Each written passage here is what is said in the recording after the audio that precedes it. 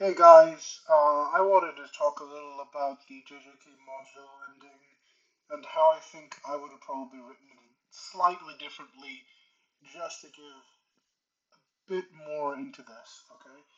I think there's a bit more we could have done with this ending, and my main concept for this is that I wasn't satisfied with the fact that Dabura and Mahoraga's fight was just completely cut off. I think it would have worked a lot better if they had actually finished their fight and that Dabura had won. I think that is one of the things that would have solidified him as genuinely on the tier of Gojo and Sukuna. I think he already has a lot of the stats to be on that level. I just think that there's a lot of slander coming his way just because he didn't beat Mahoraga. And I think an easy way to make this work is to have Itadori and Maru activate the technique of Chaos and Harmony along with Mahito's technique and Yuta's ring from Rika, and just do that, heal Yuka before Dabura and Mahoraga's fight comes to an end. So they do this while Dabura is fighting with Mahoraga. Okay? And then Dabura uses domain expansion and then his CTR, with his domain expansion being a way to ensure that his CTR hits. Then he uses his CTR and beats Mahoraga. I think that would have been the best way to create a satisfying ending to the Dabura versus Mahoraga fight. I don't think it was satisfying to see the end just be completely cut off short. I do think that Gege still did a good job in terms of incorporating that decision that he made into the story with Maru and Dabura's interactions with both the past and the current, where he was talking about disrespecting a warrior by interrupting his duel. But I do honestly think it would have been more satisfying if Dabra had beaten Mahoraga and just we could have just put an end to that.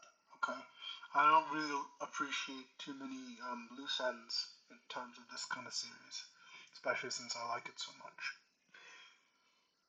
As for Itadori, I think if you wanted to give him a bigger role in the story, you'd have to rework a lot of the story in its entirety to get him to have more feats. I think it's not really doable with the kind of story that Gege had planned. I do think maybe you could increase his, well, capabilities in this, but it's very hard to display this without having a distinction that he might be going a bit too much for just enemies that are way weaker than him. So maybe you could add a bit more to him, but I don't think that him fighting Mahoraga or Dabra would have made the story better. I think it kind of goes against what Gege was aiming for, which was coexistence between Cimmerian people and Earth. It would have gone against what Gege was planning, so I'm not sure about Itadori, but that's what I would do to help out Dabra in terms of the slander if I was writing the manga. Now, I'm not going to say that I'm as good a writer as Gege. That is wildly presumptuous. Okay? I haven't even released an official story for myself. I mostly write fan fiction. I'd say they're high quality fan fiction, but obviously I'm not going to say stuff like I'm better than Gege or I'm even close to his level. Okay?